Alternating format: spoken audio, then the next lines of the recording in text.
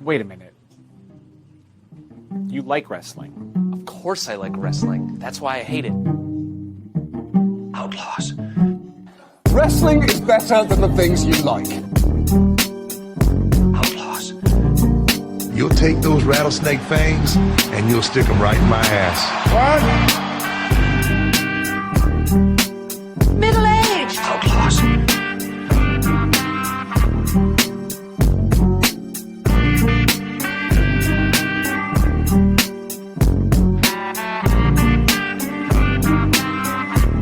Today I'm middle-aged. Hello, everybody, and welcome to episode 50. 50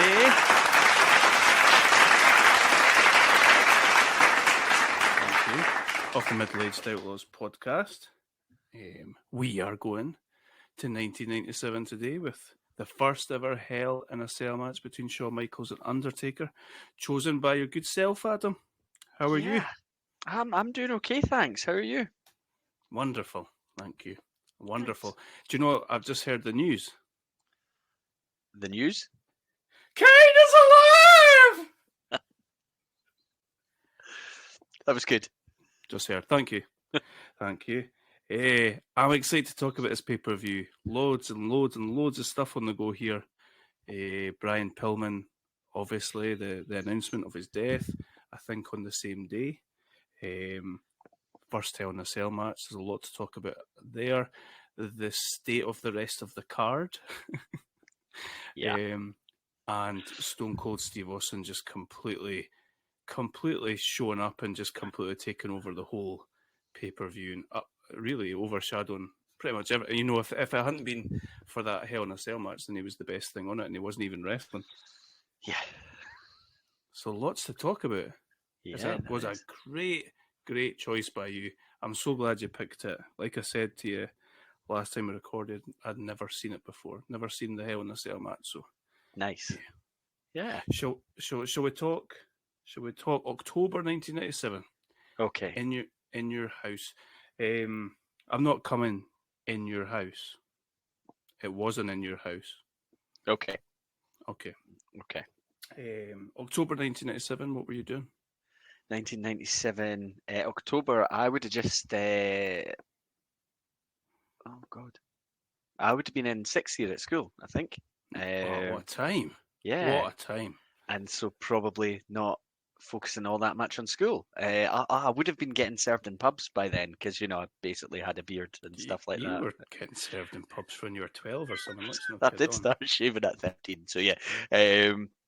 I think I was just thoroughly enjoying not really having anything, or in my mind not having anything to worry about. Maybe I should have been worrying about, like, you know, education and stuff like that, but nah. What about you?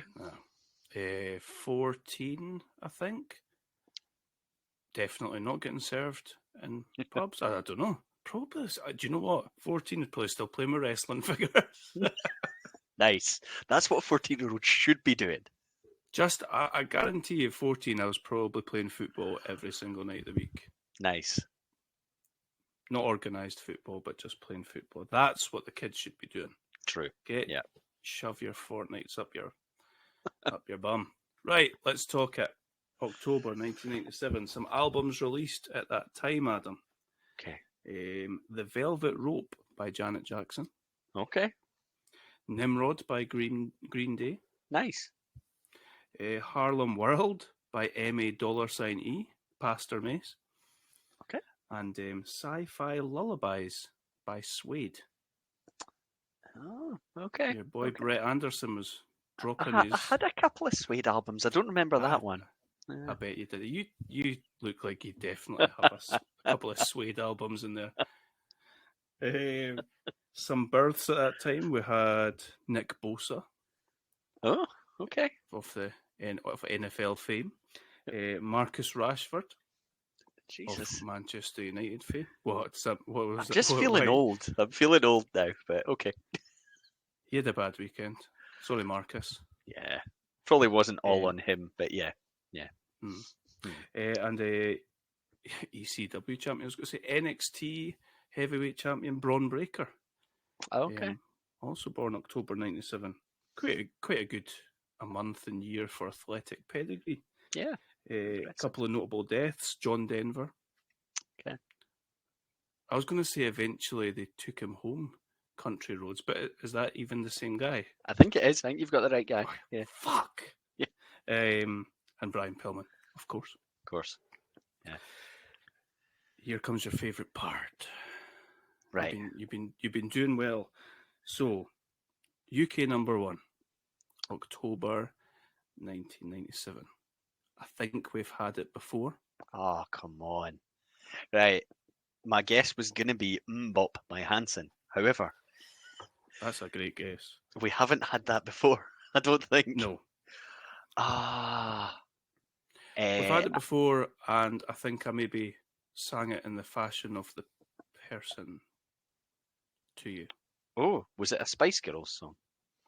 Absolutely never done that before. I'm sure you'd sang a Spice Girls song. Maybe I'm dreaming of a different podcast. It's a gentleman, Uh-huh. and it's commemorating something that happened in history. Oh, is it Elton John?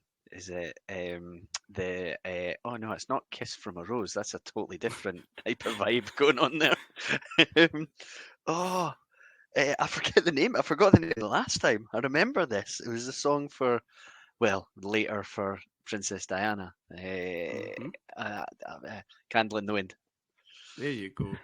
Do you know, in a sort of that's enough internet for the day type thing, I came across just the other day a video of seals singing "Kiss from a Rose," but like it was like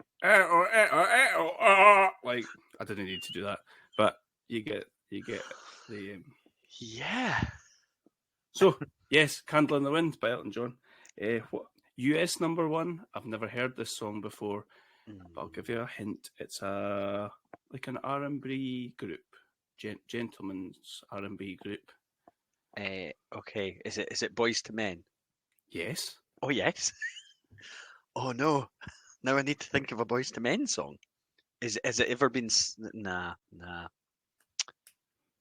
There was only that one that I really can think of. Did they do the anthem at a WrestleMania?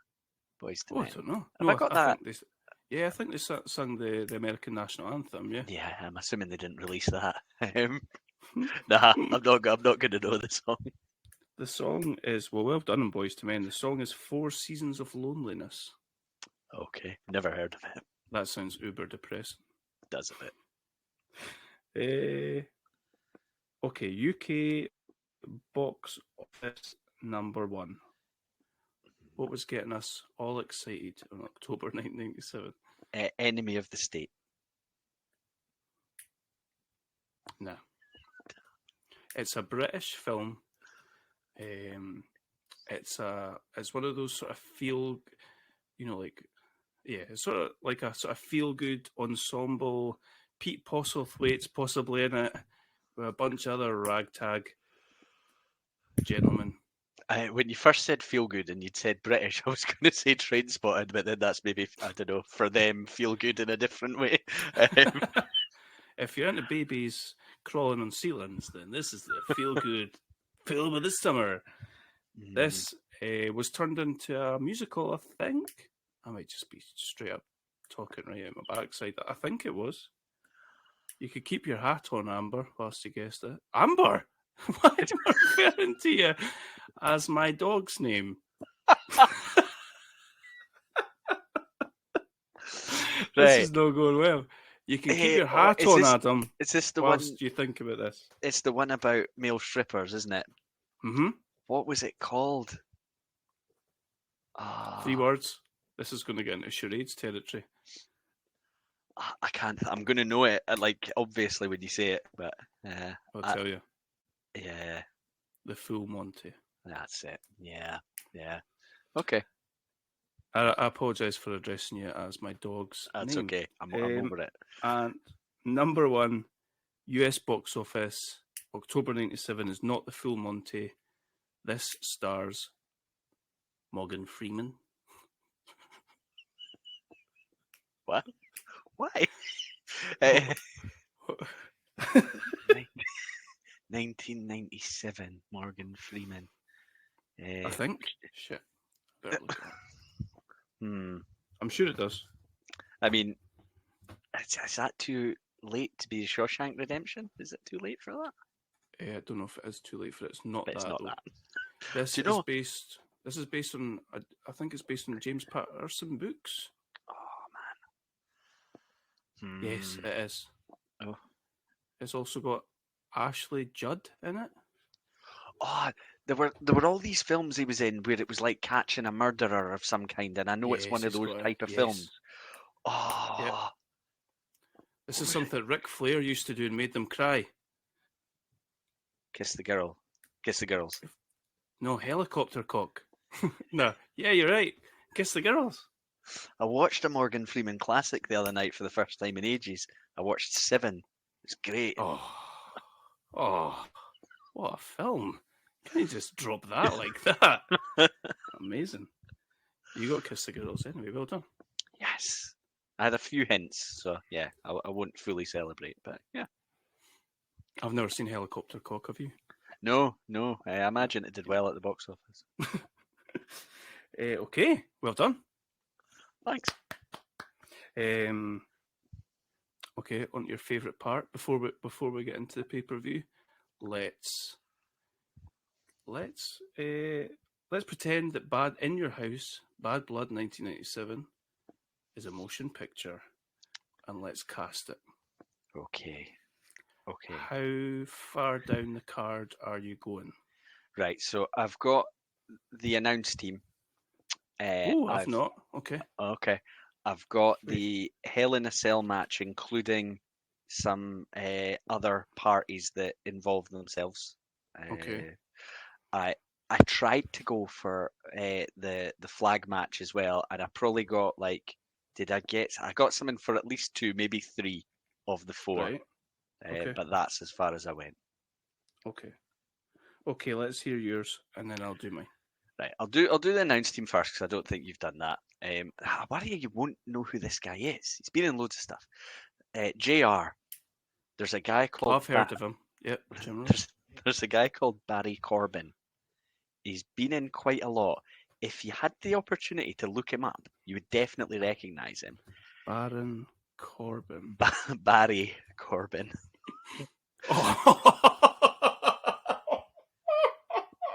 That's amazing. So not That is only amazing. has he got a good look, but he's got a really southern accent as well.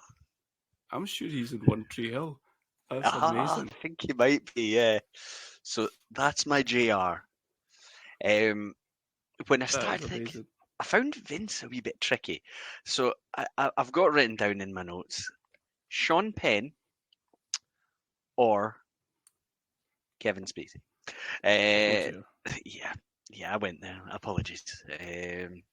And I've no idea why, but this is like before we'd even finished last week's recording, knowing that I was doing this for this show, I was so relieved when I found out King was on the announce team because this name immediately went into my mind.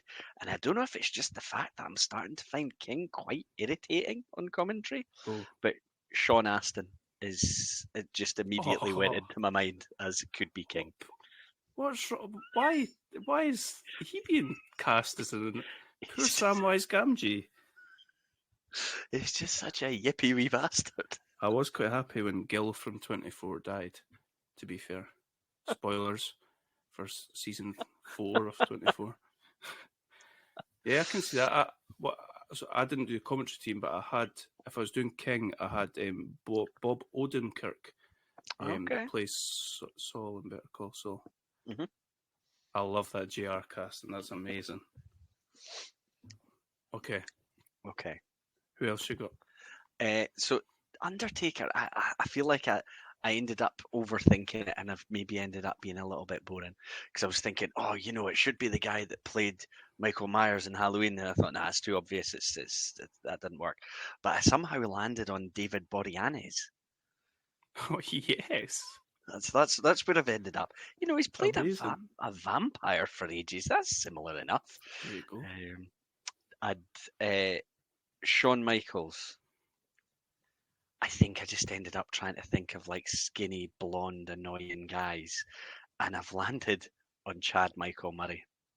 Oh, yeah, this is like a One Tree Hill reunion movie. I love it. I like that. So, do you have a taker on the Michaels? Yeah, we're going to need some lifts for Jason Momoa, and I know he really looks like Roman Reigns, but I think he could do Taker. Yeah, that'd work. And for Michaels, I've got Scott Caan. Okay, yeah, I can see that. That works definitely. Yeah. Okay. So you said you got some others for down for So- the others that were involved in their. I was trying to think of a Hell Kane, in a Cell. like, and I was struggling a little bit with Kane because I felt like I'd been looking for the same kind of thing as I was looking for Undertaker. Mhm. And then I did decide there's this like pretty well-known horror film actor called Gunnar Hansen, who his biggest role was probably Leatherface in Texas Chainsaw Massacre. So Brilliant. he's got like this leathery mask on, and I thought that he's a natural fit for that. Fair enough. That's good. I'm gonna give Gunta his motion picture debut and put him under the mask. I think he's a big guy that could pull. No, I'm not saying he could pull off Kane. That's casting couch behaviour. But I'm going Gunta. Who was you've mentioned a pallbearer. Yes, I'm really happy with my Paul Bearer casting. Stacey Keach.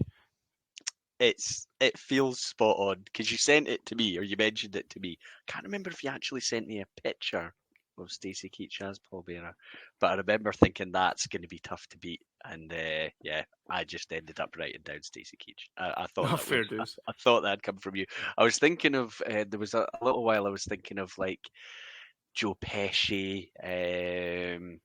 You know I'm funny. How?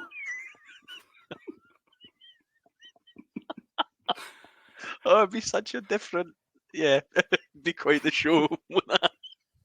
But yeah, I thought, you know, because I think, did he play the Penguin in a Batman film? Joe Oh, it's Pesci? Danny DeVito. Is it Danny DeVito?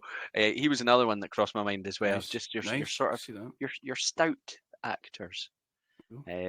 I did put a Triple H and a Yes. China. Okay.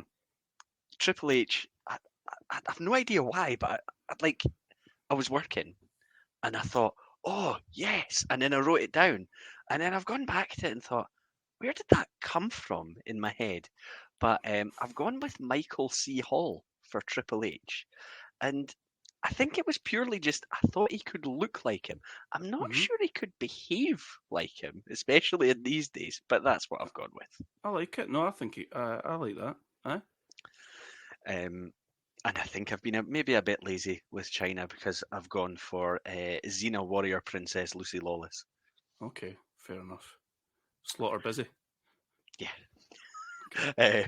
And I didn't feel like I've put down a Rick Rude, but it's just the same as I had the last time, being a Tom Selleck type. Nice. Look good in a suit. Just stand there, like it. Okay, I've got the flag match, and I've got Farouk versus Owen. Okay. As Okay. as well. Did you say you've got the flag match? You had two of Some four. didn't some you? of it. So I decided. I think now I'm going to absolutely butcher his surname, but you might keep me right. Milo Ventimiglia. Yeah, I think he'd be a good Bret Hart. I could see I him like being that. Bret Hart. Yeah, from Heroes. Yep. Um, I just wrote down. Yeah, this is lazy. Davy Boy Smith. I've got Jason Statham, and I've written in brackets. I think with a wig, he could have the look. He's well built and a bit of a shit actor. Nice. Okay. Apologies for Jason Statham fans. I've just totally buried him there. And yeah, I couldn't come up with what I thought was a good The Patriot because I never felt like you got a lot of him and it's just a guy under a mask, and I was struggling a bit with that, so I didn't list anything from that. I liked an idea for Vader that you'd mentioned earlier, but I think you then maybe moved away from it yourself. What was that? Ethan Suplee. Yeah. Aye. No, I started on that. I went to Fat Joe and then went back to Ethan Suplee again. So Ethan Supplee's jacked these days, so that's the problem. I know. I think, he's going to need some kind of like fat suit type thing.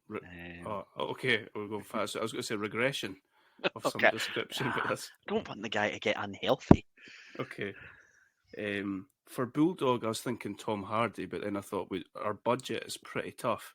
We've spent a lot of money on Jason Momoa, so I'm going to go for that Logan Marshall Green, who's kind of like a fake Tom Hardy. Do you know the guy I mean? I'll look him up. He's just American, but looks like him. Okay. For the Patriot, I thought we could just stick a mask on the Miz. Yeah, that would work. Oh, I've seen this Logan Marshall Green guy and stuff.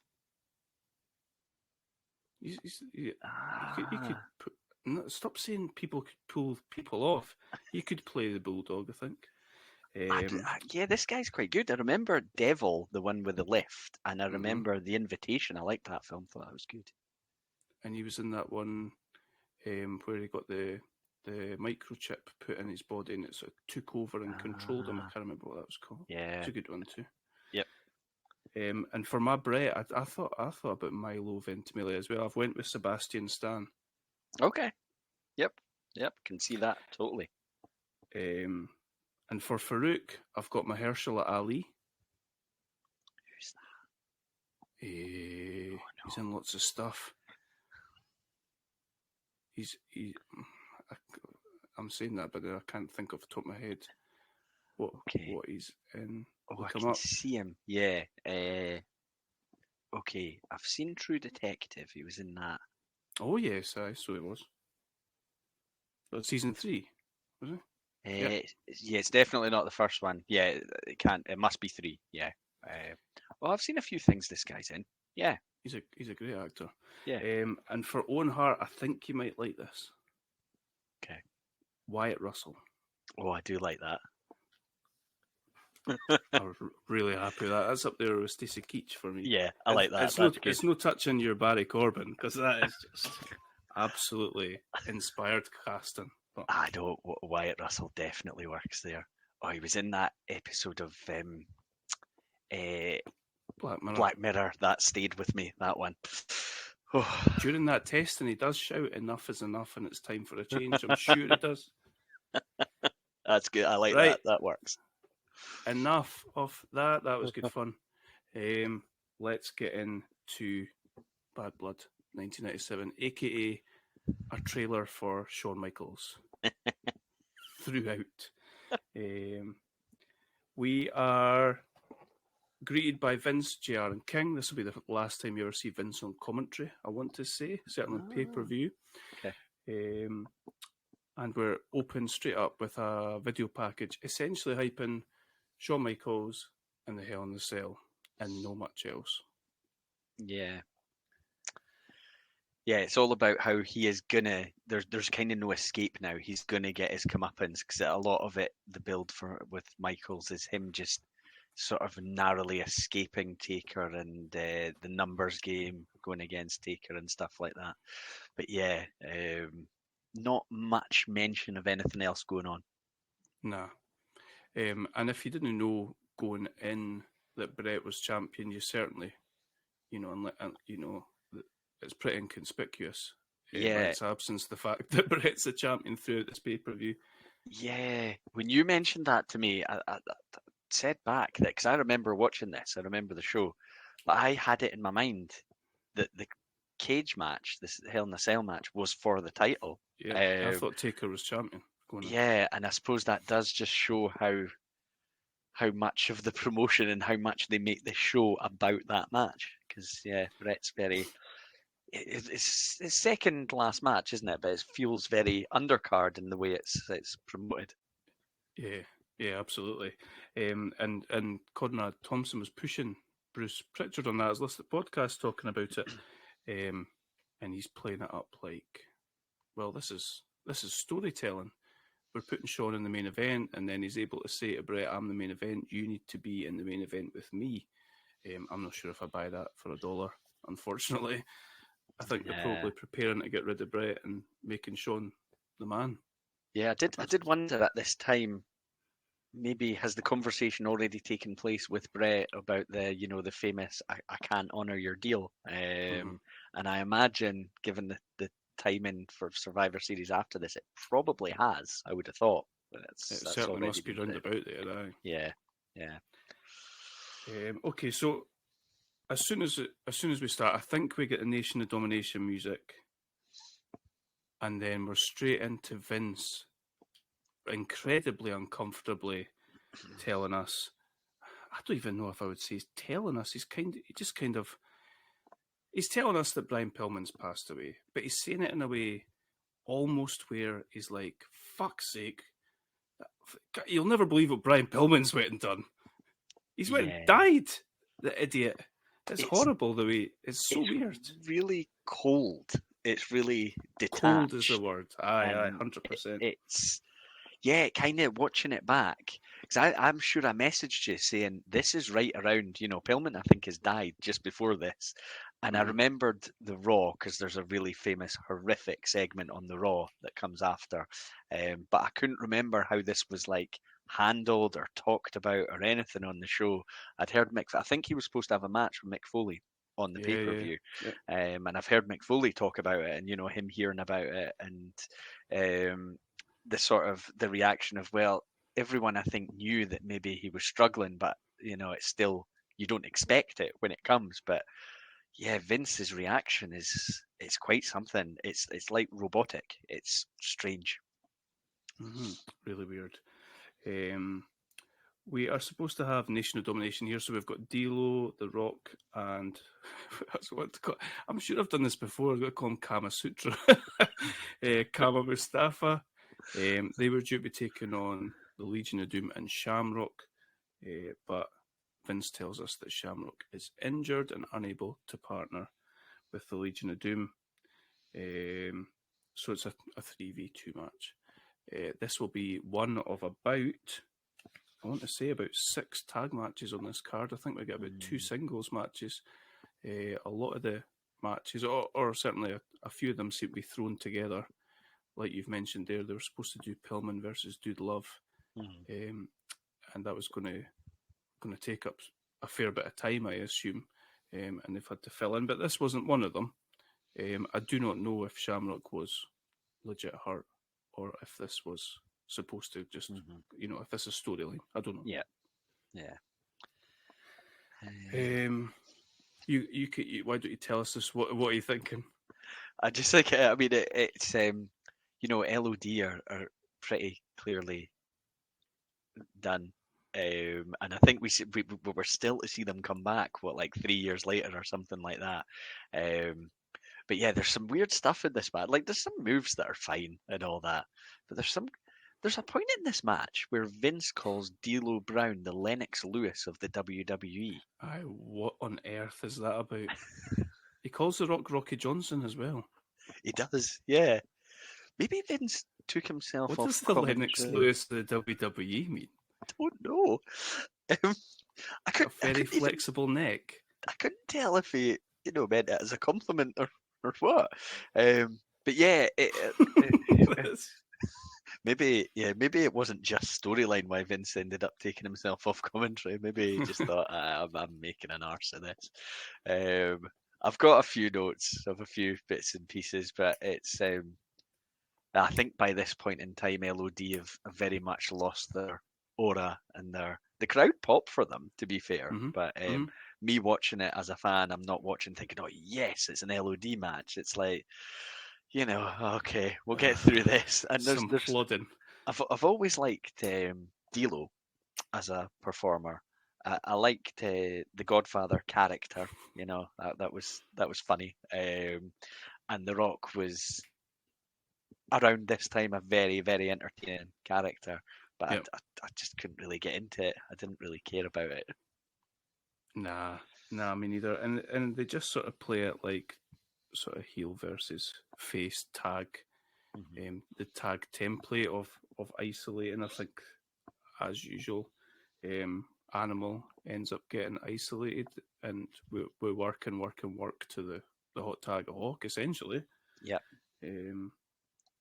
Yeah, I mean, there's not much really more to it. I always liked Animal out of the Legion of Doom over Hawk. I could never really get the appeal of Hawk. I don't know why. That neck breaker he does is horrific. Yeah. I started to panic a wee bit because they lift up the Rock for the demolition device, and I was thinking, how different things could have been if they were allowed to execute this, because that might have been the end of him. But I think Farouk breaks it in the end, and the Rock ends up hitting the rock bottom. I can't remember on which LOD member actually, and the Nation get the win. But yeah, I think I get, if I'd maybe been in a live arena and LOD came out and there's the rush and the crowd going mad and all that, maybe that is the environment to experience it in, whereas That's just kind watching of like it, all it takes, I think. yeah, whereas watching it here and now and in this environment is a bit like, okay. Yeah, not really much more to go on. With that, the Rock, like you say, hits the rock bottom. I think it's not called the rock bottom at this point. No. JR refers to it as a Uranagi. Freestyling, but I want to say that Vince probably shouted, "What a maneuver!" But yeah, Nation, the three men prevail over the two.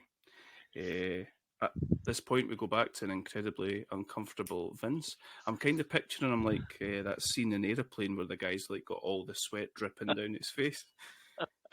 He tells us that Brian Pillman versus Dude Love was due to be on next, but the son of a bitch has went and died and ruined our program for the night. He's so uncomfortable. Like I feel like, I feel like he's put himself in that announcing position as a way of controlling everything that goes on out there, getting people over that he wants over. It's this stopping, he's not needing to shout in everybody's ear whilst they're commentating because he's out there doing exactly what he wants to do. And yet, I think JR would have been a lot better at talking about this than Vince. Yeah, JR was always the really good storyteller. He and remember when, just from the human side and what's going on or happened with Pillman, and yeah, it was different circumstances. But if you remember the Owen Hart thing, and JR is the voice that is telling people what has just happened and this horrific thing that's happened in the ring, and he was very human and very sincere and all that. But yeah, Vince just does not come across that way at all. It's just like he's got lawsuit flashing on the insides of his eyelids. Do not say anything. Oh, and I'm sure he says something. Oh, I've maybe got it written down later on, but he'll say, like, he starts sort of muttering things about drug overdoses, and these things are quite prevalent in sports and entertainment. Really odd. And he then goes on to say something like, "Well, we've scrambled and put an attraction together for you."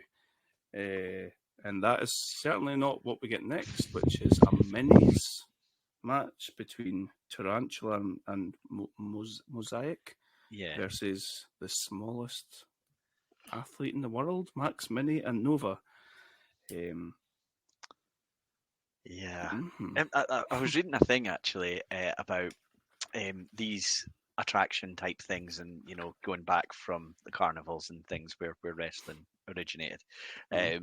And whether it's, exploitation or actually allowing somebody to work, it's probably quite a tough one to find the line between that. And you get such different opinions on it. And a lot of the minis apparently were like, well, we know we're not seen in the same light as the other wrestlers, but we get a paycheck. We get to come and do it, and we get a paycheck, and we're fine with that. And it's what I was reading talking about. Do you remember there was like a wrestler who was on one leg, and I can't remember his name. Vince wrestled against him. Yes. Aye. And it was, all fine and good. And he was like, initially it was like, oh, wow, this guy can do all this stuff. And then he just ends up getting absolutely destroyed by other folk. So I wonder if as much as anything, it's the way they're portrayed and handled by the company as, you know, just having a match on the show. That's the difference between it being exploitation and opportunity. But yeah, I don't know. I still probably feel a little bit uncomfortable with matches like Yes, these. aye, same. It does feel a little bit like exploitation, especially like they seem. So I've got here my notes. These guys seem to move and fast forward the way that they sort Yeah. of fly about the place. And when one of them takes a big bump, like Jerry Lawler is cackling, Uh-huh. and that's where it's just a bit like, It's not and sure if I'm that comfortable here. the jokes all the way through as well. I mean, if you're just letting them have the match and calling it or whatever, I think it could be seen in a different light. But yeah, there's just constant jokes about their size. It's non-stop. Aye. I had a big gripe with Mike Kyoto in this match. He just lets this match get away from him. There's all sorts of questionable officiating, but I mean, at one point there's an illegal man pinning somebody, but it goes way beyond that, and the commentators start saying that it's that they're working under different rules. They're working under like Mexican rules and all that sort of stuff. Yeah. And when Vince says that they're working under Lucha Libre rules, JR is less than impressed at that. Well, we're in St. Louis on the same card where they're doing this whole JR wet dream of paying homage to all these legends. He's just not impressed with us at all. Yeah. This is terrible. I've got the one. Oh no. The one that's dressed like a minion and sunglasses gets the win. So Max Mini rolls up Tarantula for the win. There you go. This is not for me, I'm afraid. They did this for a while, didn't they? They did Yeah. mini thing. And they quite often had like minis. I remember like them portraying or dressing up as wrestlers and things like that. Oh, that's good. That's comedy gold. Like I think it was straight after the screw job. Did Michaels not bring out like a mini Bret Hart or something like that? Yeah, and they had his music playing and all that. And they also had, I've got a feeling, Doink and Bam Bam maybe teamed up each of them with. Well, there was Dink, wasn't there? Who was a mini? Yeah. Yep. Okay, let's move on. Where do we go to next? Is this where we go backstage with Doc Hendricks and Sonny?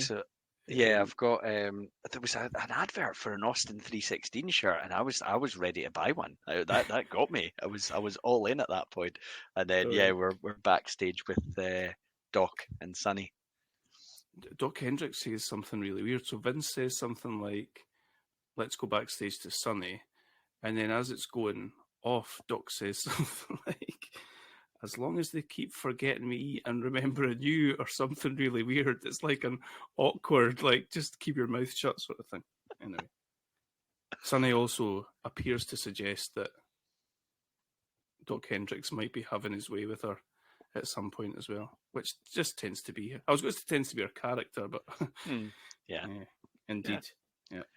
So, another tag team match for the World Tag Team titles. Jim Cornette is rolling over, not in his grave because he's not dead, but the Headbangers are the World Tag Team Champions, and they're taking on the Godwins. Now, what a mess this match was.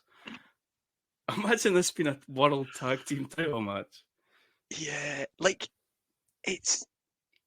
I know that, I think we're still maybe in the early stages of like a new era here, and there's maybe some things that still need to be removed or moved on from a character point of view, because there's still the Godwins. I think it's maybe Sunny who's talking about the smell or something like that coming from the Godwins. Does she come out and join the commentary team or something like that? Yeah, she's the guest announcer for it. Right, okay. But I was thinking, like, because I'm sure I quite liked the Headbangers when I was young. I thought there was something quite cool about them. But I was watching now and thinking, I'm just not thinking that anymore. Like, and I don't. It almost annoyed me that they were tag champs. Yeah, And, me too. Yeah, and then one of them. Especially when one of them did that move where they tried to do a Hurricane Rana right at the start and Yeah, just straight up, yeah, just about that's broke their neck. just what I was going to mention. And like they can't. I know that we've had years of like folk chanting things like "You can't wrestle" at John Cena, and who I think maybe proved he could certainly in the later years. But we've got these guys who just seem like they can't, and I don't know. Maybe they're there to appeal to a young audience, and maybe that's why I enjoyed it more as a youngster. But looking back now, I just don't get what the appeal is at all. It's not there. One of them does the Godwin spitting gimmick in response to the whatever one of it is, hog or pig, spitting up in the air and catching it. What on earth? Yeah. And Yeah, I they don't make like a big thing of Thrasher having his tongue pierced, do they? Yeah. I've got a horrible gag about that. Can I say it or should I just leave it? Do it. Do it. Okay, so I think one of the commentary team says something like he's had his mouth decorated, and yet they don't mention that. You know why mention that about Thrasher but no Sonny?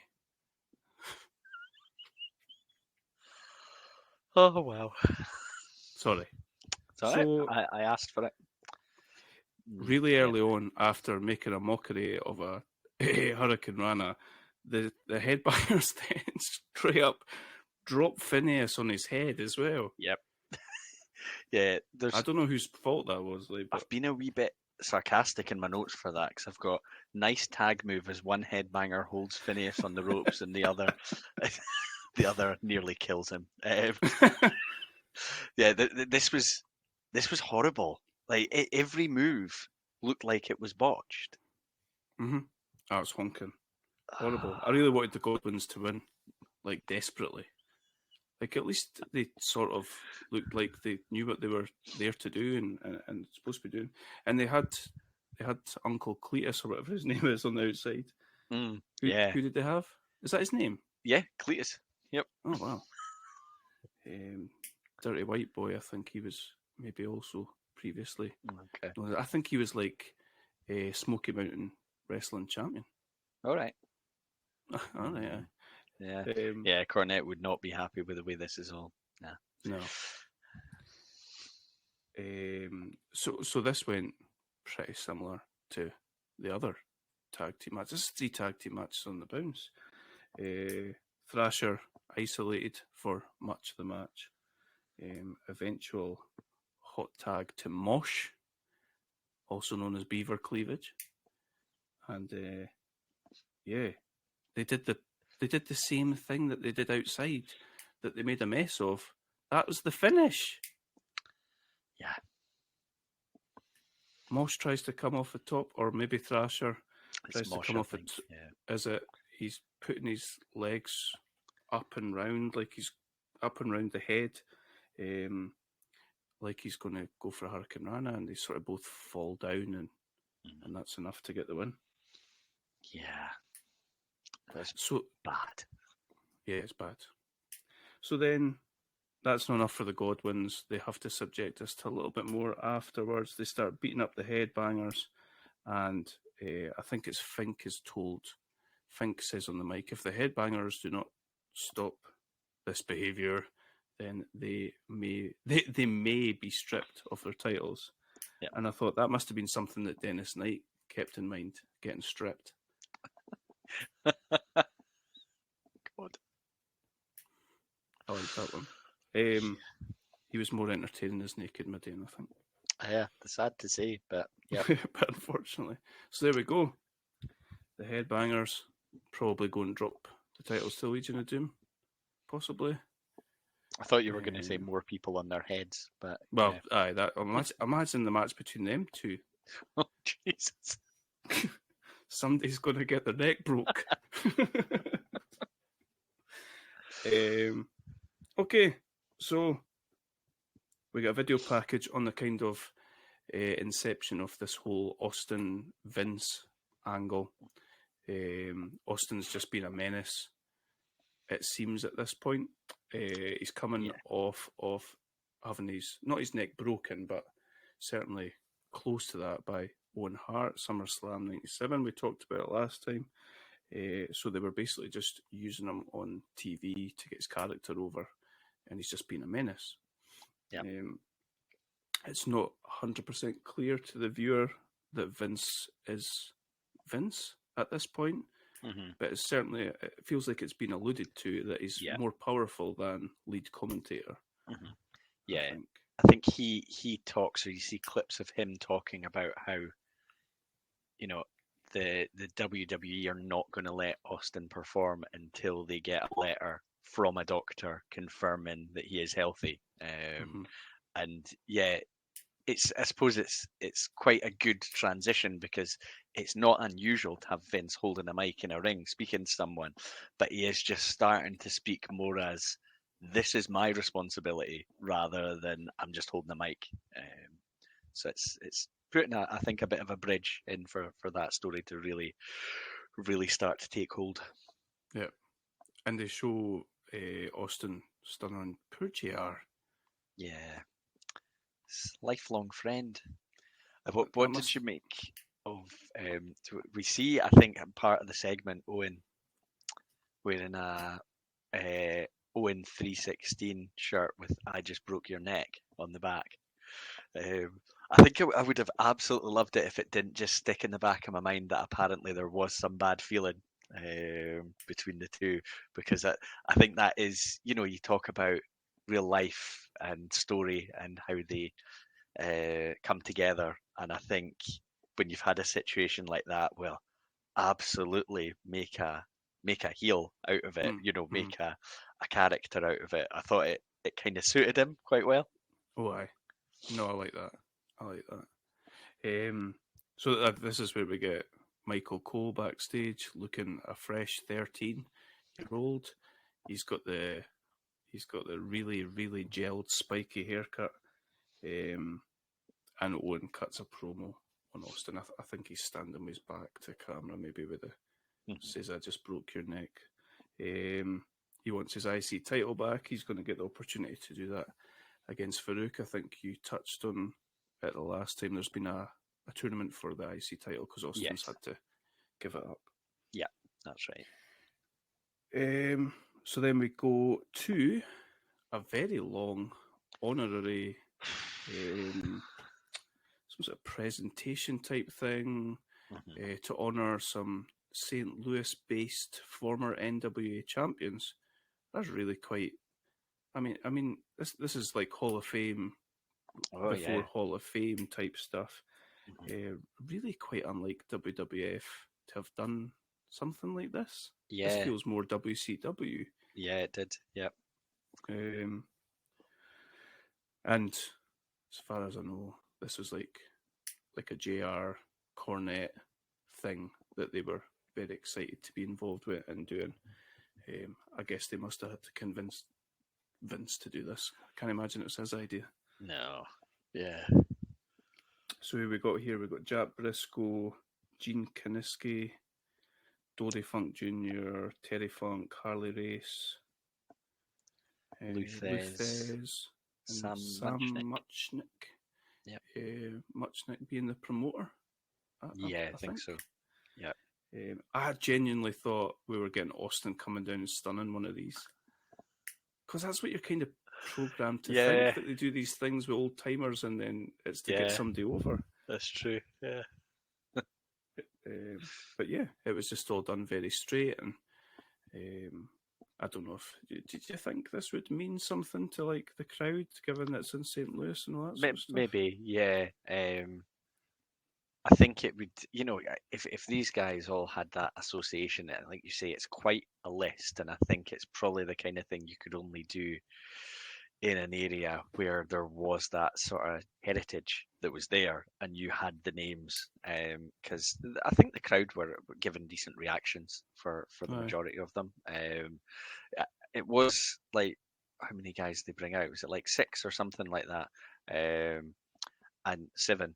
So I actually recognised every name. I've not seen every guy perform. I mean, out of all of them, bit of Harley Race, bit of Terry Funk, but but beyond that, not seen them. But they were getting a decent reaction. I think that kind of thing's nice. I felt like it dragged a wee bit on the show. Like, again, maybe it's different if you're in the arena and you're from that area. Maybe you're totally up for that. Yeah, I think stuff like that's important as well. Mhm. I seem to remember ECW doing something like this when we were watching an ECW pay-per-view, which is quite probably uncharacteristic to them. I do quite like it. Yep.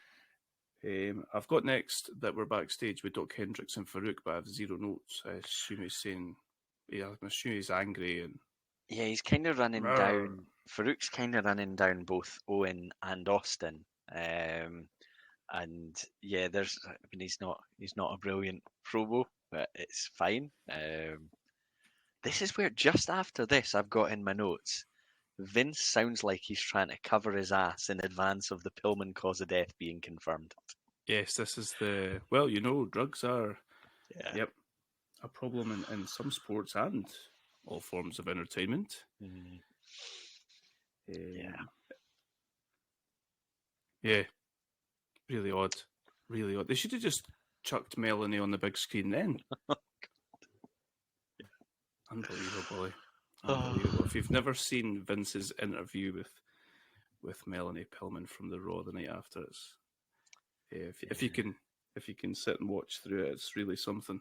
I kind of forgot about it. Unbelievable decision to do that. I can't believe they did it. I kind of forgot about it until they released the Dark Side of the Ring Pillman episode, and they showed some of it, and they had some of the talking heads, and JR was furious about that having been done. Oh, really? And they're talking about, what are they trying to achieve? Are they just trying to, get some attention? Because what possible benefit to the company or to her is doing this? Horrendous. I think I text you saying, if you didn't, obviously we know in hindsight, but I think at the time, if they did something like this now, I'd be like, oh, it's at work. Mm-hmm. Yeah, it's a very tasteless work. Oh. He's asking her questions like, how are the children doing? And she's like, I don't even know what day it is, Vince. How are you going to support your family as a single mother? What the Mad, eh? Okay, so we go to Farouk versus Owen Hart for the vacant Intercontinental title. Very, very...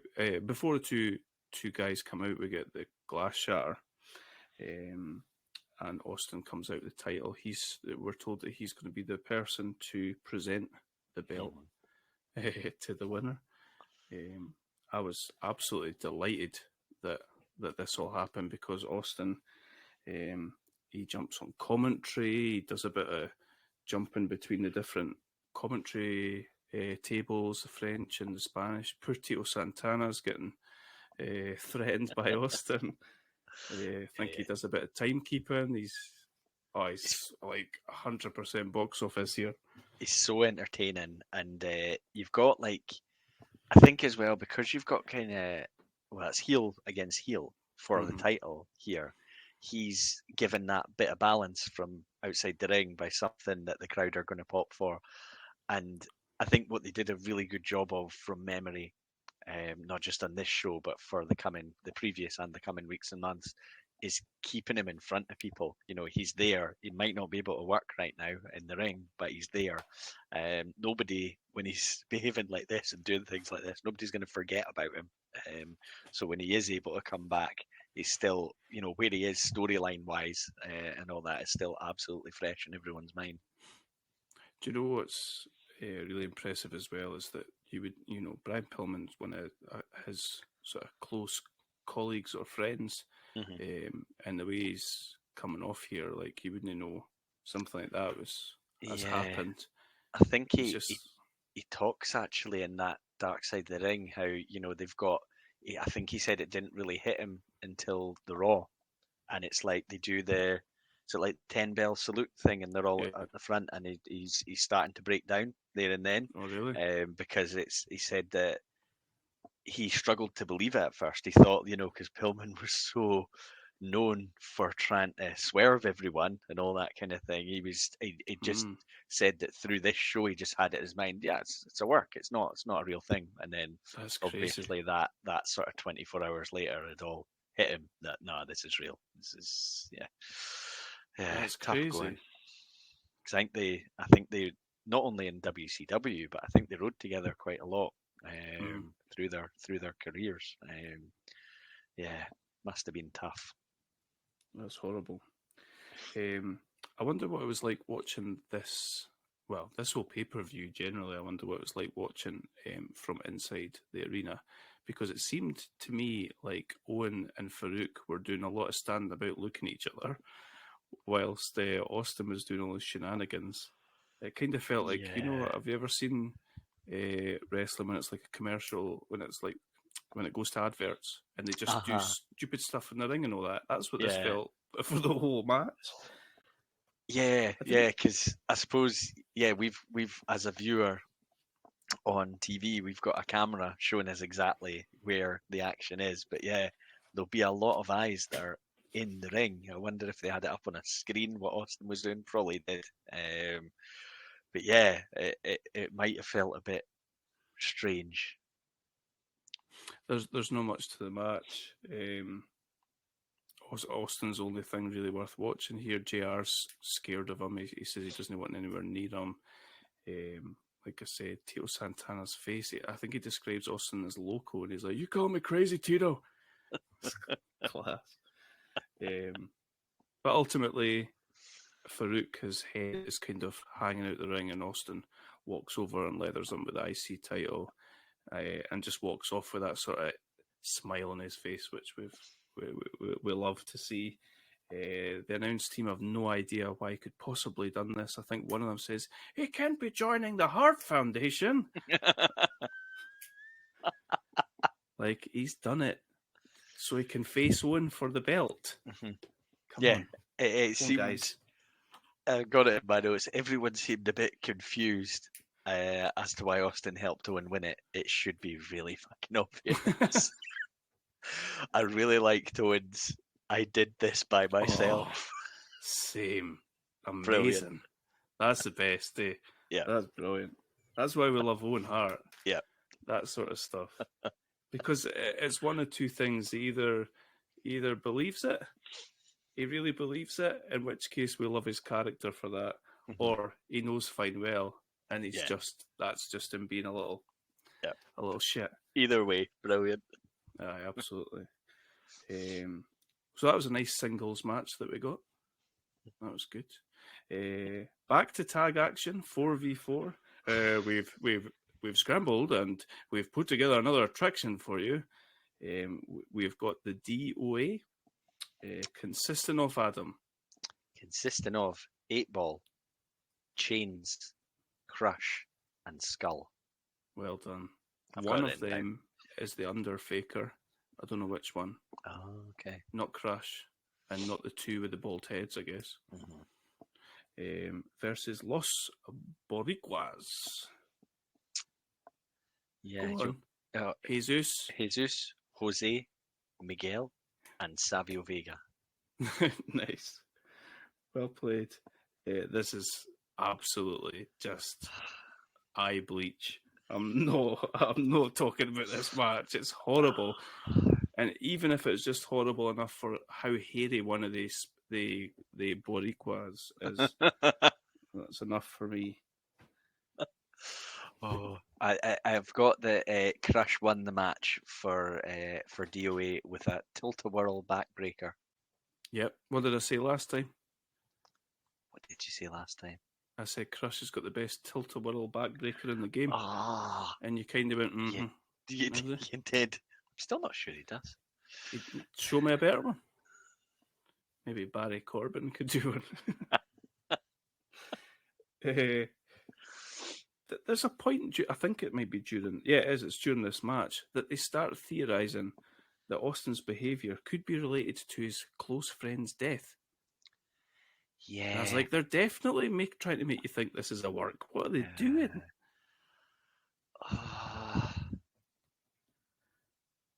Yeah. So weird. Yeah. Let's move on to Michael Cole again. He's with the British Bulldog and Bret the Hitman Hart. And British Bulldog pulls off. Stop saying pulls off. The British Bulldog has what I would say is probably the best promo in 1997. What do you think? Do you know, you watched this show before I did, and you messaged me claiming that the Bulldog had delivered the best promo of the year. And then I was busy doing something. I think it was through the day, and then you sent me a video clip of it, and it took a while before I could actually watch that video clip. So I'm sat there working away, thinking, maybe he did. Maybe this is real. Maybe it was a great promo. And then I clicked play, and I don't know how to describe this. He always looks like a deer in the headlights when he's pulling off his... Why do I keep saying pulling off? Nobody's pulling off. I don't know why, like in hindsight, why did they ever have him speak? Because he's like... I have no idea. He's huge. He always looked really impressive. Especially when he's in a tag situation, could you just let Bret do the whole promo and have Bulldog just standing there looking massive? Aye. But no. 100%. He spoke. He says, right here, tonight, in St. Louis, he says the Canadian flag's going to be the only one that's getting raised. Am I right? Have you got this written down? I've just got... He sort of looks at the camera and says, right here. They talk about how they're better than any two Americans, and then Davey says they will be better right here in St. Louis. Right here. Like, what? Does that kind of look like right here? Okay. Then we go to the Patriot and Vader. Patriot just reels off some generic nonsense about America. What was that gimmick? I don't know. I've got the Patriot says exactly what you would expect this character to say. Amazing. It's so true. But then Vader, you know, although Bulldog might have just done the best promo 97, Vader's close on his heels. He says, me and this guy have got no much in common except for we want to kick Bret Hart and Bulldog's ass. Best there is, best there was, best there ever will be. What a bunch of bullshit. And Vince goes, oh well.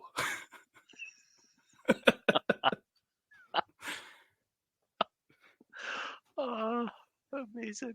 How good is Vader? I mean, yeah. I like him. There is something about him. I mean, I do maybe expect him to deliver slightly better promos given his amazing work on Boy Meets World as Ethan Suplee's dad. You know, he's got the acting. He's got the acting gig, so you would just expect him to be amazing. But yeah, it doesn't come across all that natural. Never. Do you think? I thought that came across. I like that. I don't know. I felt like it was forced. This made me want a Bret. Screw your, no pun intended, but screw your Survivor Series match. I wanted Bret versus Vader after this. Wait, I think, is it the announcers right at the start of this as they're coming out? It's kind of the first acknowledgement that whoever wins the Hell in a Cell match will take on world champion Bret Hart, and you're like, oh yeah, he's got the belt. Look, yeah. He's been in this sort of mini program with the Patriot. I think previous pay-per-view. That's who he'd been taken on. Mm-hmm. This is just madness. It seems odd. Yeah, like they keep mentioning that the Patriot's recovering from flu-like symptoms. Mm-hmm. Now, flu-like symptoms are quite similar to drug withdrawal, I believe. Yeah, I had heard some stories about. Is it Del Wilkes? Was that his name? Yeah. Having some substance issues that maybe led to him not being there too long. I've got here. imagine. I'm obviously well off on this Vader versus Brett fantasy booking thing. Imagine Vader in red, white, and blue mask and outfit in Montreal. Oh, that'd get some heat. That would have been, yeah. That maybe he would have been willing to drop the belt to Vader. I think he would. Something to ask him when we get him on. Yeah. Brett, that is, not Vader. Oh dear. Unfortunately, so Let's get Ethan Suplee on here. Next best we thing. could. Yeah. Yeah. What do you think of this match? Oh, sorry. Before you say, I just want to mention that this is a flag match where there's a Canadian flag and a US flag put up in the corners. Okay, but then Vince starts shouting halfway through the pay-per-view that they've decided that the participants have asked if it could also have a pin, fall, or submission So means of winning. when I started hearing this, and then when I saw what it looked like at the ring, I thought to myself, they can't get to those flags. Like, structurally, they've put them up too high. They don't have time to change it, so they've had to make it into just a regular match with some flags hanging out. Okay. So I kept thinking, can you imagine Vader getting up to that flag? That's not going to happen. It's just not. No. And Or the Patriot given his flu. symptoms. Yeah. I think I found it, enjoyable enough. I didn't hate it. Did you? I was quite enjoying because they had Vader physically dominating for a while. Like, I think Brett at a point tries to go like blow for blow with Vader, and he just gets his ass kicked. Oh, I love that. That's and- about Brett selling though. Yeah. But they are for at least a while putting him over as so like physically dominant. And I think it becomes a little bit repetitive, I would say, when they're trying to go for the flags in the corners, because there's only so many ways I think that you can do that and then be stopped and keep it entertaining. I think they were trying to had some other things about some of the interaction between the Patriot and the Bulldog, which I don't think I was quite as complimentary about. I quite liked that they'd sort of split them off as Vader and Brett and Bulldog and Patriot off to either sides, and they were just letting the two guys, Bulldog and Patriot, just sort of sit aside. In my notes, I have taken massive issue with one thing as I look at it. All four are in the ring. Brett locks in a sharpshooter. The Patriot reverses it. They let the fucking Patriot reverse a sharpshooter. Question mark, question mark, question mark. We've literally got the same thing written down. I've got here. They let this guy reverse the sharpshooter. Yeah, that seemed a wee bit over generous, I think. And Vader does a sharpshooter. The Patriot does a sharp I wonder, like, when I read my note, I remember thinking as I'm watching it, this is good fun, but none of my notes are all that positive. So maybe just in the days since I've thought, or maybe it's because a lot of the other matches on the card were not good. Maybe. I've written down that this is WCW mid-card level. And Vince says a classic line, "This match is turning out to be much more enjoyable than we thought it might be," is what he says. Which is terrifying. What about Vader going for the moonsault and instead landing on his fucking feet? I'll refer directly to my notes. Vader up the top, attempts a moonsault, lands on his feet. How did everything not snap? Absolutely. Like, that amount of weight coming down. I mean, Sid just came off a rope and his leg snapped. Yeah. There's a great bit where Brett goes full heel and just leathers Vader with the ring bell. Yeah, I like that. He tries to do the old classic figure four round the ring pole on the Patriot, but that fucking useless Patriot can't even help him out to get it done. I didn't check just to see if he had maybe turned up not in ideal condition to perform, but it kind of felt like that in moments like that. That's a move Mhm. we've seen Brett do on loads of folk, and it always goes pretty well. And it just didn't. He couldn't do it. He couldn't No. lock it in. At one point, there's a fan jumps in the ring, and Yes. whoever's refereeing has to tell has to say to the Bulldog, "There's a match on here. Leave that guy alone and turn back around and face the match." Do you notice that? Yeah. I saw him speaking to Bulldog Right was here just tonight. after a fight. He was just gonna. Yeah. Let's jump to finish. Brett grabs tights and rolls up Patriot. That is it. That was it. It's a real mess.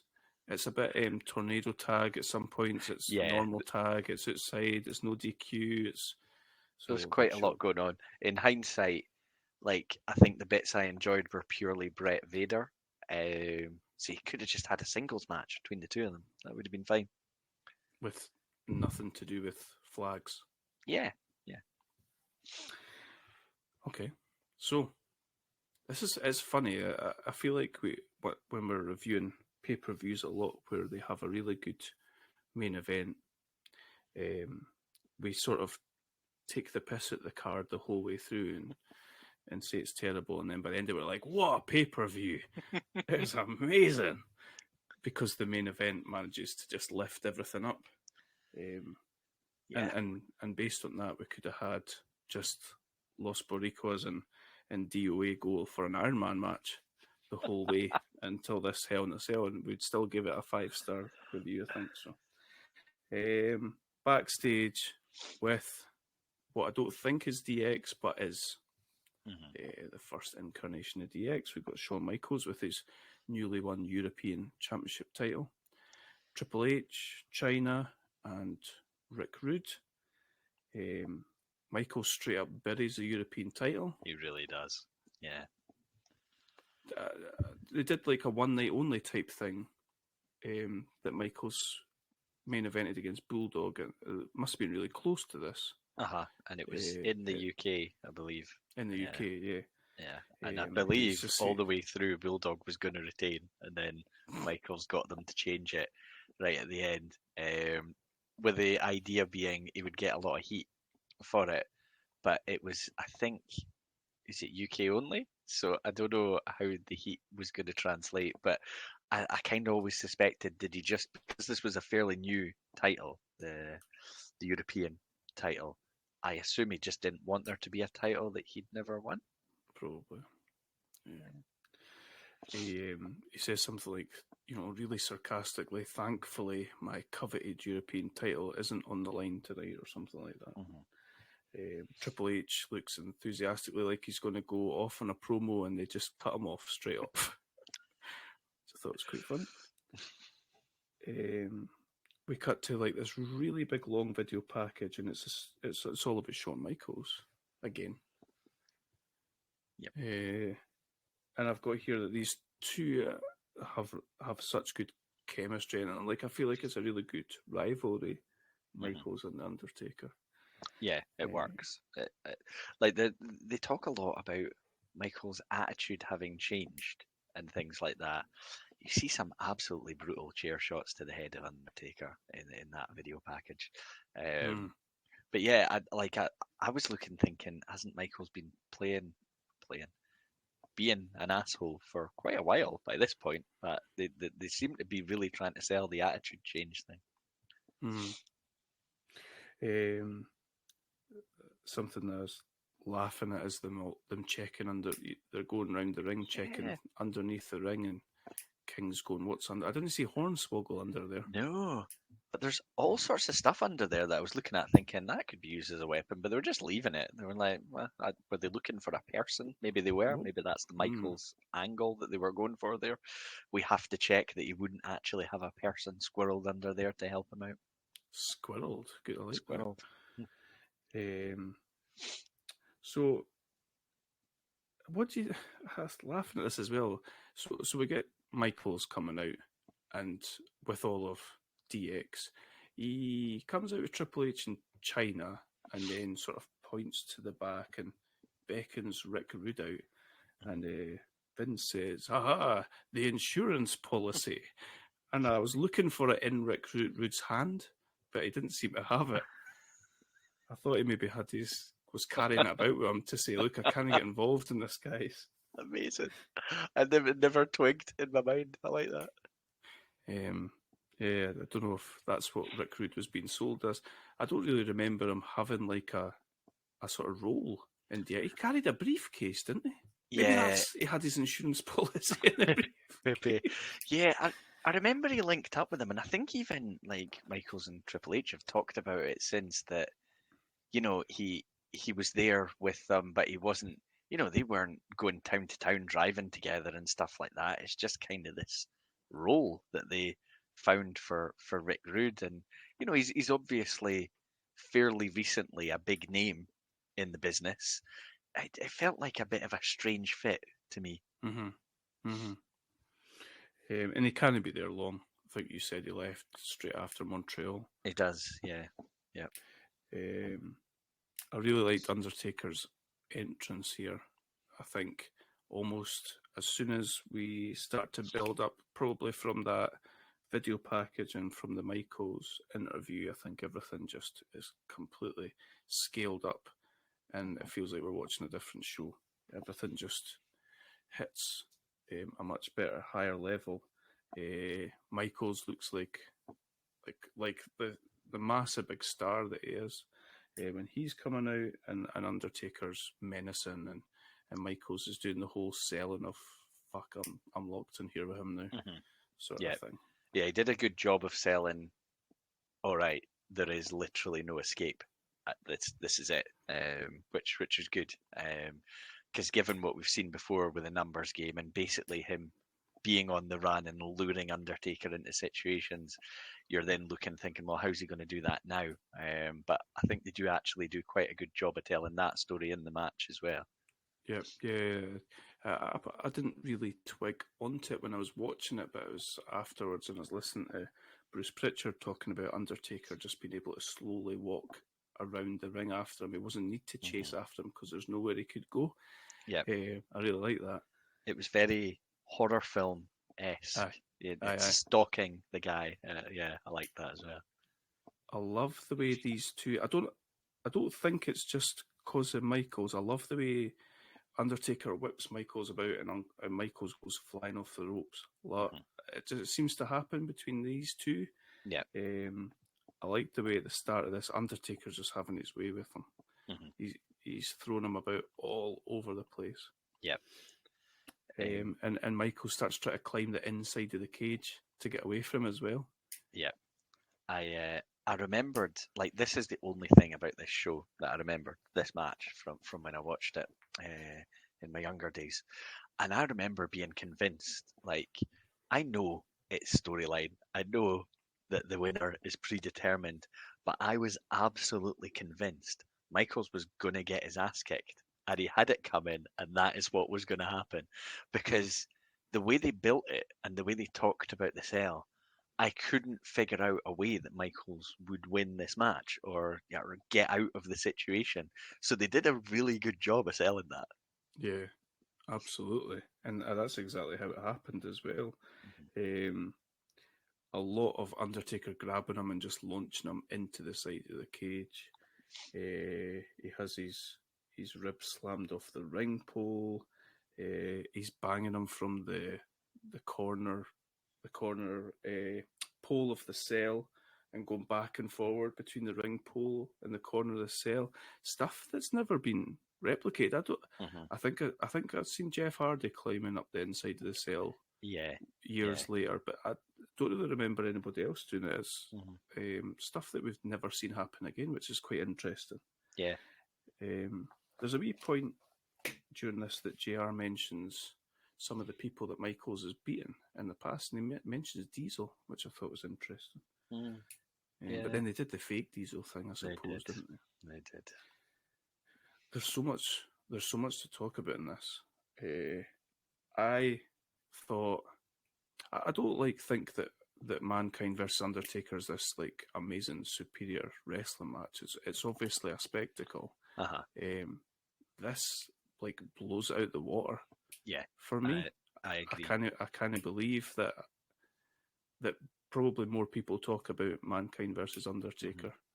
I think Foley's always said because he knew he couldn't have this match. He can't do what Michaels can do. And I think, did Undertaker maybe have a broken leg or something, or a broken foot when he was having the Mankind match? Yeah. And in Foley's mind, for it to be remembered and talked about, there had to be a huge stunt, and that's what they came up with, of him being thrown off the top. Yeah, as a match, yeah, this absolutely blows it out of the water, no question. I think by saying that, he's acknowledging that as well. They can't have this level of quality of a match. Yeah. Some great stuff. I feel like after Undertaker's definitely, he's like I said, he's having his way and he's dominating for a good portion of this. Michael starts a bit fighting back and he's pretty much doing anything he can to kind of try and get on top. He just flies off the ropes and shoulder barges Taker into the side of the cage, goes to the suicide dive. He climbs up, he again uses the inside of the cage. Taker's lying on the outside of the ring. He climbs up inside the cage and does an elbow, sort of swinging off it. I love that. Never seen that before. Yeah.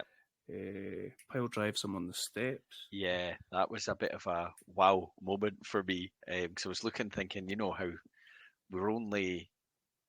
SummerSlam was just not that long ago, and Austin's had his neck broken in a pile driver, and I was kind of amazed they allowed this move to happen, especially being executed by the smaller guy, the quite considerably smaller guy. Things start to get blurry as far as working and real life for me when the cameraman comes into play. Yeah. Is that the same for you? Or well, we've seen it before. Did you know? I remembered that something happened that led to the cell being opened. I couldn't remember what it was. And then when it happened, because we've had the stories about, Michaels berating Vader for missing a spot and things like that. So when this happened, there were a few seconds where I thought, oh, was that meant to happen? Is this real? But there was a point where the cameraman was laying down, and it wasn't so much that I remembered the story, but I looked and thought, that's not a regular camera. That guy's built like a brick shit house. And I thought, yeah, it's story. But yeah, there was a moment where I thought, I wonder. It's really well done, really, really well done. I think the Michaels attitude and all that, I think, is part of it. But Taker throws Michaels out the ring. I think Michaels lands on this cameraman. Yeah. And it annoys him to the point where he just starts stomping him, beating him up. JR says the classic, "This man's got a family" line, which I loved. What a brilliant way of storytelling of getting them out of the cage. I was really, really impressed with that. How did they end up? So we get to a point where Michaels hits the elbow off the top. He's tuning up the band for Sweet Chin Music, but I think Taker sits up. Yeah. At this point in time, they're getting the cameraman out, and the two end up fighting out and through the door. Yeah. Taker hits a brutal slingshot really close to the cage that Michaels ends up getting. I don't know if he genuinely gets a cut face off it or if that's supposed to be the reason, but it looks brutal. Yeah. And this is where Michaels has got nowhere else to run again, so he goes up the side of the cage. Yeah, I actually forgot that they did that because it's again, your memory, I think, of people on the cage goes to the Mankind Undertaker because of the spot and what happens. But I forgot they were up there. But then as soon as I saw a spot that comes a little bit later on, I remembered it and I was like, oh yeah, of course they were. They had to get in that situation. So yeah. I like Taker gorilla pressing him on the top of the cage. Yeah. I mean, imagine being a fan. This has never happened before, and you've got a guy that size lifting another one. Yep. way up atop above you. It must be pretty crazy to see. So Michaels is sort of scrambling off the other side and gets away down the side, but Taker does he stamp his fingers? Yeah, so Michaels is holding on to the top, and I think his plan, it looks like he's trying to climb down and then release, but Taker catches him maybe by the hair or something like that, and then just starts stamping on the hands, which was good. Some bump for Michael, so he goes. Yeah, Michaels, he goes off the side and goes through the commentary table. Yeah. Hell of a bump. That he goes right through that table like a hot knife through butter. There's not much resistance there at all. no, yeah, JR says he's broken in half. Yep. I can't believe he says that in this match. Yep. I thought that he does say that in the Mankind one as well, but he does. Yeah. it's amazing to me that he says it there. Honestly, I was blown away by this. Everything that they were doing is so weird to see such an old match where you feel like you've probably seen everything. Like you could probably go back and watch Michaels versus Razor now, and it's probably just a bit passé of a ladder match because you've seen it all plus everything else on top of it. But for this, I just thought was absolutely amazing. I loved it. Michaels is like bleeding. It's not quite Guerrero levels of blood, but he's bleeding a lot. Yeah, he's a bloody mess. Yeah. Undertaker hits a top rope choke slam once they get back in the ring. Yeah. Which was, we were talking about Kane doing that to Matt Hardy not that long ago and saying that we'd never seen it done before. That was cool. Yep, loved it. Absolutely brutal chair shot. Yeah. From Taker. And it must be at this point in time that he signifies the thumb across the throat. He's going to go and finish it all. Yep. Lights off. Take it from there, Adam. So, music starts up. Music that at the time would be totally unfamiliar to anyone, but slightly ominous, I would say. And then there's you start seeing flames. And here comes Paul Bearer with what, before you've heard any words from the announcers, is just this massive red horror movie looking guy. And he's total Michael Myers, eh? Yeah, and then we get from Vince that's gotta be Kane. I think he says it a couple of times just to really ram that home. So Kane's approaching the cell, which is newly locked shut again, and Kane grabs and rips the door off the hinges. How good is that? Yeah, that's horror movie as well. Yeah, it's brilliant. Nothing's getting in his way. And you get Undertaker just looking shell shocked as Kane approaches, and he gets in the ring. They're face to face. Kane does his thing where he raises, then slams the arms down, and the flames come out of the turnbuckles. And it's not, even, as a youngster watching this, it's not that you're scared, you know what this is, but you're like, wow, this is just, I remember it looked amazing. I was like, oh, this is some good storytelling right here. We get Kane tombstoning Undertaker. He does his own move on him. And don't undersell it. Don't undersell it. He picks up Undertaker, gets him in the tombstone position, then pirouettes away from the hard camera, then pirouettes back to the hard camera, then looks away, then goes away again, and there's the hard camera. Okay, now we can do it. And that's kind of the work done by Paul Bearer and Kane. They are happy to leave now. We've got Earl Hebner and Michaels both looking a total mess, but Michaels manages to crawl across and get his arm over Undertaker. Earl Hebner counts the pin, and it'll be Shawn Michaels as #1 contender going on to Survivor Series. think Triple H and China quickly run down to the cage, to the cell, and help Michaels. Rude's just strolling behind them, just not breaking a sweat, just nice and steady and slow.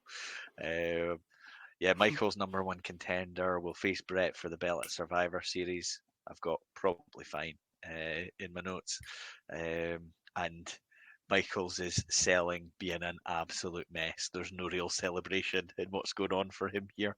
Triple H seems to be quite enthusiastically trying to get him to celebrate, and I'm looking thinking, just not now, Hunter. Just let Triple H's gimmick at this point seems to be guy behind Shawn doing the suck it thing all the yeah. time. And he's almost like at times, I think, a little bit of a fanboy for Michaels. It comes across that way, and he's trying to impress Michaels. But yeah, it's not the moment for celebration. It's maybe the moment for a wee hospital visit for Michaels. But I think so. yeah, great match. Like, I always find it a little bit harder to like evaluate gimmick matches, but as you've touched on earlier, you don't. I can't think of having seen a better Hell in a Cell match, and we've seen so many since then. And the logic would usually be people have been able to build on what happened there and do more. Maybe it's the performers and how well they gel together. But yeah, having watched it, nothing else sprang to my mind as really holding up to it. I can't think I've actually seen that many other Hell in a Cell. Have Austin and Triple H do Hell in a Cell? I think Hell in a Cell was one of the 3 stages, yeah.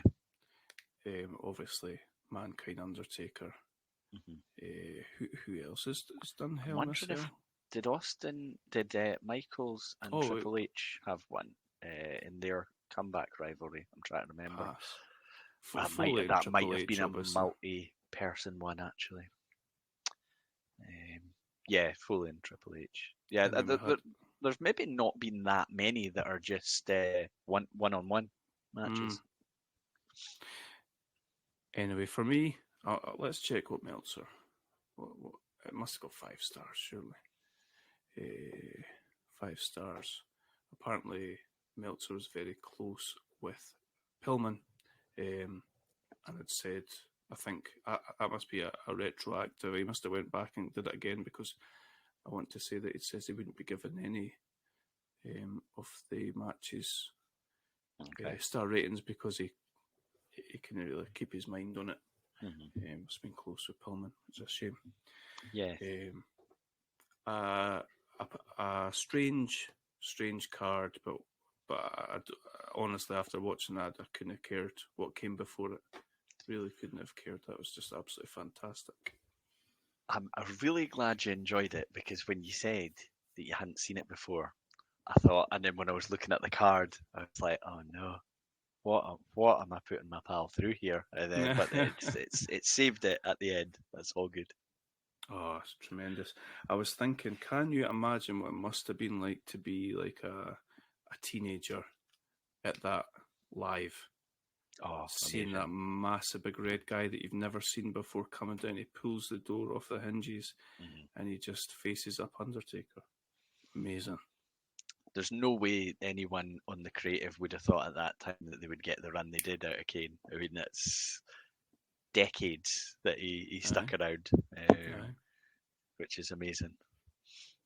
I was thinking it's curious how they ended up with Taker Michaels back at Royal Rumble again. This feels like a blow-off.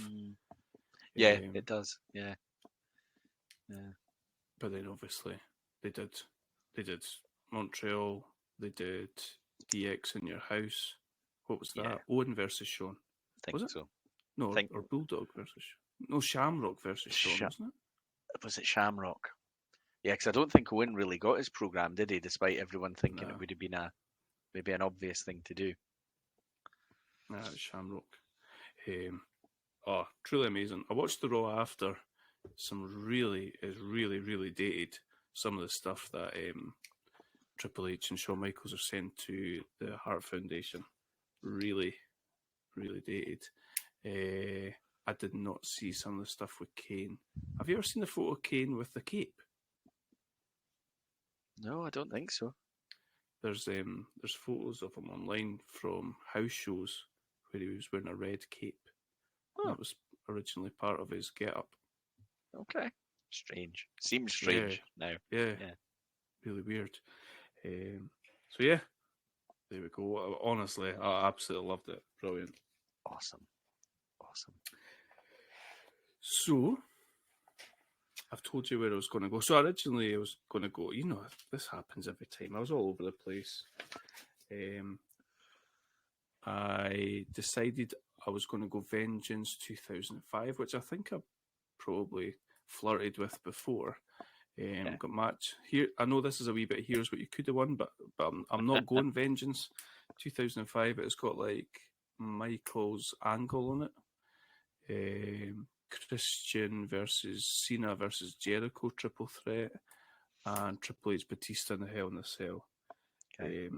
And I don't want to go and do that thing of here's a subpar Hell in a Cell after watching such a good Hell in a Cell. So I changed my mind. I don't think we've been to 1999 before. We possibly have. We've maybe done one card from 1999, but for an era where WWF just blew up, it's quite surprising that we've not done more from 1999. So I'm going 1999. And I'm going Backlash 1999, April, post-Mania 15. I shall talk you through the card if you'd like. Yeah, go for it. It is I'm sure it's very off its time, but it sounds quite fun. And I know for certain that the main event's quite fun. So, 6-man tag match, The Brood versus the Ministry of Darkness. Okay. Hardcore title match, Hardcore Holly versus Al Snow. Okay. The Ice Intercontinental title match, The Godfather versus Goldust with the Blue Meanie. Okay. Tag team match, Jeff Jarrett and Owen Hart versus the New Age Outlaws. Okay. Yep. Boiler Room Brawl match, Mankind versus Big Show. Triple H versus X-Pac. This would be after Triple H turned on X-Pac at Mania 15. Yep. A singles match, Ken Shamrock versus The Undertaker.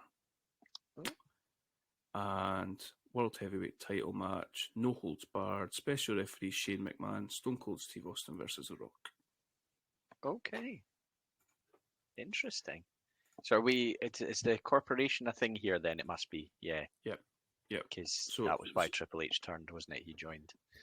Yeah, so the ministry's on their own.